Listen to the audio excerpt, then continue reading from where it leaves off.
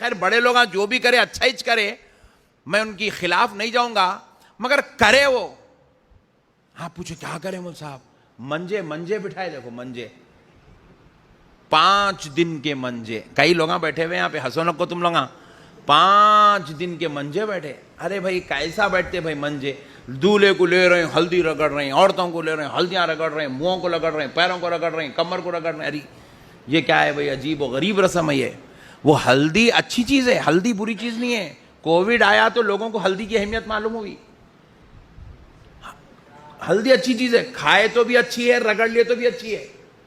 رگڑ لیے تو یہ جسم کے اوپر کے جو خارش وغیرہ, یہ جو جسم کی بیماریاں دور ہوتے, اور ہلدی لگا تو آدمی گورا بھی دکھتا کرتے. ہاں جی, اس لیے وہ 3-4 دن ڈال کے رگڑتے رہتے, گوری دکھنا شادی کے دن بول کے. پہلے بیوٹی پارلر نہیں تھے نا. ہاں یہ بڑے لوگوں کے بہت حکمت کی چیزیں ہیں, پر ان کے خلاف نہیں جا سکتے نا. بہت سوچ سمجھ کے پلان کر کے کرو سے ہو.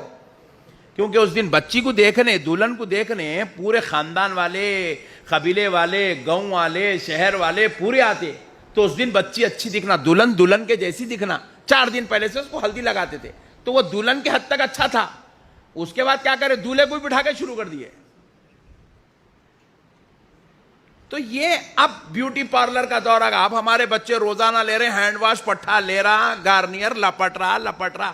لپٹے تو بھی گورا نہیں ہو رہا ہے, اوریجنل کالا ہے, خاندانی رنگ ہے. رگڑے تو نہیں جا رہا. اب ہلدیاں لگانے کی ضرورت نہیں ہے. اب یہ بیکار ہوگا بہت. اب اور آج کے زمانے میں ہلدی لگانے کے 5 دن, سانچ چک کا 6 دن, نکاح خانی کا 7, 8, ولیمے کا 8 دن. کون نکالتا بھائی 8 دن؟ کس کا نہیں ہے اتنا ٹائم؟ بولو آپ.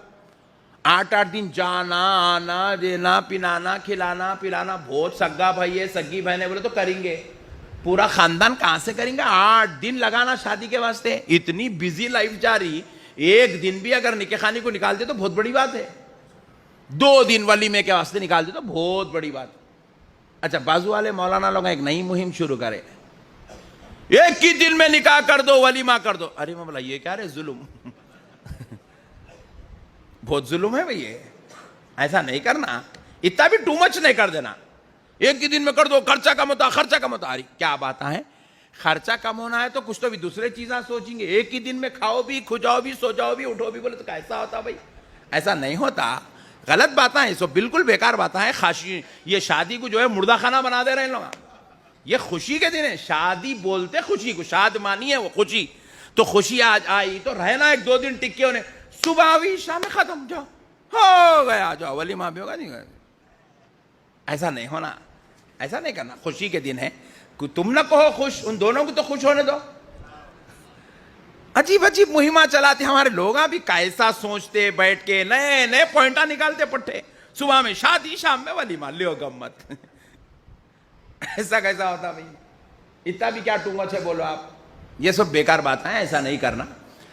شادی کی خوشیوں کو رہنے دیجیے. فضول خرچی سے بچیے, برائیوں سے بچیے, گناہ سے بچیے, گندے کام سے بچیے. جتنا ہو سکتا ہے اس کام کو اچھے سے اچھے انداز میں, کیونکہ یہ ہمارے آقا کی سنت ہے, ہمارے نبی کی سنت ہے. ہم اس نبی کی سنت والے عمل میں شیطانی طریقے کو داخل نہیں کریں گے, شیطانی طریقے کو داخل نہیں کریں گے. انشاءاللہ تعالی جتنا ہو سکتا ہے نیکی کے ساتھ, خیر کے ساتھ, بھلائی کے ساتھ, اللہ اور اس کے رسول کی رضا کے لیے ہم ان امور کو انجام دیں گے. اب یہ سب ہو گئے بات. پھر ایک بات بولتا ہوں, ہمارے پاس کیا ہو رہا, شادی کی بات آئی تو فضول خرچی یاد آ رہی لوگوں کو نہیں, اور خود جو ہے بڑے بڑے گاڑیاں لے کے پھر نہیں. کتنے کی ہے 40 لاکھ. اماں کئی کو لیا اتنی مہنگی گاڑی 20 لاکھ میں بھی آتی تھی نہیں. اپنے معاملوں میں سب خرچہ ہو رہا, زبردست گھراں بن رہے ہیں, زبردست ٹائلز ڈال رہے ہیں گھر کے اندر. ایسا کون سا ٹائل ہے میاں؟ اٹیلین ٹائلز ہے مولانا. او ماشاءاللہ. کیسا فٹ ہے؟ 750 روپے فٹ. 750 روپے فٹ پورے گھر کے اندر ڈالا تو 4 لاکھ روپے کا خالی ٹائل ہوا. خالی 4 لاکھ روپے کا ٹائل ڈال رہا بھائی پورے گھر کو. اس کو دیکھ لیے جا کے تو کم سے کم وہ گھر 4 کروڑ کا ہے. یہاں پہ کسی کو بھی یاد نہیں آ رہا فضول خرچی ہے, یہاں کوئی بھی نہیں بول رہے. تو فضول خرچی کو خالی شادی کے موقع پہ ہی مت سوچو، ہر جگہ فضول خرچی سے بچنے کی کوشش کریں، کیونکہ اللہ تبارک و تعالیٰ قرآن میں یہ نہیں فرمایا شادی والی فضول خرچی سے اللہ ناراض ہوتا ہے، دوسری فضول خرچیوں کو اللہ نظر انداز کرتا ہے، نہیں فرمایا۔ اللہ فرما رہا ہے ان اللہ لا يحب المسرفین، فضول خرچی کرنے والوں کو اللہ پسند نہیں کرتا۔ تو لہذا جہاں جہاں فضول خرچی ہو رہی ہے، جہاں جہاں بھی اضافی خرچہ ہو رہا ہے، ہر وہ خرچے کی جگہ انشاءاللہ تعالی ہم لوگ اپنے آپ کو اس گناہ سے بچانے کی کوشش کریں گے، انشاءاللہ کریں گے نا انشاءاللہ۔ شادی والی خرچے ہو، دوستانہ میں خرچے ہو، ذاتی زندگی میں فضول خرچی ہو، میل ملاپ میں فضول خرچی ہو، تعلقات میں فضول خرچی ہو، معاملے داریوں میں فضول خرچی ہو، ہر جگہ ہم اس فضول خرچی سے بچ کر سمجھ رہے ہیں۔ بھائی آپ ذرا غور کیجئے، میرے آقا کریم صلی اللہ علیہ وسلم نے کسی بھی سنت کو میری سنت نہیں کہا۔ آپ نماز میں 2 رکعت سنت پڑھ رہے ہیں، حضور یہ نہیں کہہ رہے فجر کی 2 رکعت سنت میری سنت ہے، نہیں بولے سرکار۔ آپ ٹوپی پہن رہے ہیں، امامہ بن رہے ہیں، اسلامی لباس پہن رہے ہیں، رسول اللہ کی سنت ہے، مگر حضور نے خاص طور پر اس کو آئیڈینٹیفیکیشن نہیں کروایا کہ یہ میری سنت ہے۔ غور کیجئے گا، راستے سے جاتے جاتے کانٹی پتھر ہٹا دینا یہ بھی میرے آقا کی سنت ہے، مگر حضور نے اس کا تعارف میری سنت ہے کہہ کر نہیں کروایا۔ لیکن جب بات نکاح کی آتی ہے، ہر سنت کی طرح نکاح کرنا بھی ایک سنت ہے، مگر مدینے والے آقا اس سنت کے بارے میں کہہ رہے ہیں خبردار میرے امتیوں یہ میری سنت ہے۔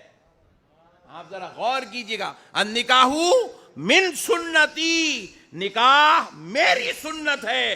حضور کیوں کہہ رہے ہیں؟ اس لیے یہ کہہ رہے ہیں میری سنت ہے کیونکہ آمنہ کا لال جانتا تھا میری سنت کا مذاق بنایا جائے گا، میری سنت کے ساتھ گھنونی حرکتیں کی جائے گی، میری سنت کو عذاب بنا دیا جائے گا، میری سنت کے نام پہ اختلافات ہوں گے، میری سنت کے نام پہ غریبوں کے گلے گھونٹے جائیں گے، میری سنت کو بیچ میں رکھ کر امیر اپنے شوق کرے گا، رئیس گناہ کرے گا، پیسے والے گندے کام کریں گے۔ اس لیے پیارے مصطفیٰ نے کہا غریبوں تم بھی سن لو، امیروں تم بھی سن لو، ناچنے گانے والوں تم بھی سن لو، فضول خرچی کرنے والوں تم بھی سن لو کہ یہ کسی اور کا عمل نہیں، یہ میری سنت مدینے والے مصطفیٰ کا عمل ہے۔ نعرہ تکبیر، نعرہ رسالت، حضور شہادت اکن، حضور شہادت اکن۔ اسی لیے میرے پیارے بھائیوں، ہمیں حق نہیں پہنچتا کہ ہم نبی کے سنت والے عمل میں اپنی شیطانی خواہشات کو اس میں داخل کر دیں، اپنے ہوس کو، اپنے نفس کو اس میں داخل کرے، بلکہ سنت رسول کے مطابق آپ جو ہے نکاح کریں، یعنی کہ اس نکاح میں کوئی ایسی حرکت نہ ہو جس سے اللہ اور اس کا رسول ناراض ہوتا ہو۔ زیادہ سے زیادہ لوگوں کو دعوت دیجئے، آپ کے پورے ملنے جھلنے والوں کو، خاندان والوں کو، قبیلے والوں کو، رشتہ داروں کو، سب کو دعوت دیجئے۔